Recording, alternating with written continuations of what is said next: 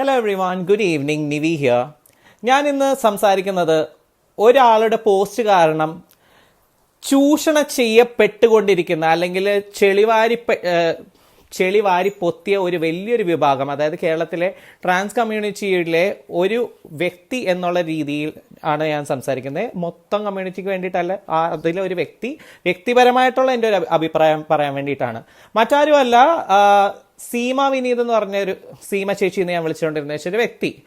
ആ വ്യക്തി ഒരു പോസ്റ്റ് ഇടുകയുണ്ടായി.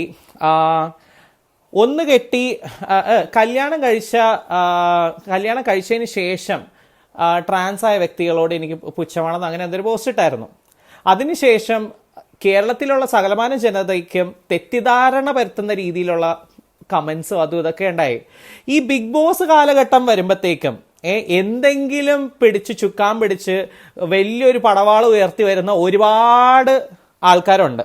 മെയിൻലി കമ്മ്യൂണിറ്റിയിൽ തന്നെ ഒരുപാട് പേരുണ്ട്, അല്ലാണ്ട് കുറെ പേരുണ്ട്. പക്ഷേ ഈ ഒരു ബിഗ് ബോസിൽ കയറാൻ വേണ്ടിയിട്ടോ അല്ലെങ്കിൽ വ്യക്തിപരമായിട്ടുള്ള കാരണങ്ങൾ കൊണ്ട് ഒരാൾക്ക് വേണ്ടി മാത്രം അമ്പെയ്യുമ്പോൾ മൊത്തം കമ്മ്യൂണിറ്റിയെ ഏക്കുമെന്നുള്ളത് പുള്ളിക്കാരത്തി മനസ്സിലാക്കാത്തതാണോ, അല്ലെങ്കിൽ ഇതൊരു പുകിലുണ്ടായി പുള്ളിക്കാരത്തിയുടെ യൂട്യൂബ് ചാനലിൽ കുറച്ച് വരുമാനം കിട്ടാൻ വേണ്ടിയിട്ടാണോ, അല്ലെങ്കിൽ ഈ പറയുന്ന പോലെ ഒരു വ്യക്തിപരമായിട്ട് ഒരാൾക്കിട്ട് പെയ്ത അമ്പ് നല്ല രീതി കൊള്ളാൻ വേണ്ടിയിട്ടാണോ, അല്ലെങ്കിൽ ബിഗ് ബോസിൽ കയറാൻ വേണ്ടിയിട്ടാണോ എന്ന് എനിക്കറിയത്തില്ല. പക്ഷേ എങ്കിലും ആ ഒരു വ്യക്തി ഇട്ടൊരു പോസ്റ്റ് കാരണം മൊത്തം കമ്മ്യൂണിറ്റിക്കെതിരെ ഒരു വൾഗർ കമൻസും അതും ഇതും, പിന്നെ തെറ്റിദ്ധാരണ കൂടുതൽ പരത്തുന്ന രീതിയിലാണ് ആ പോസ്റ്റ്.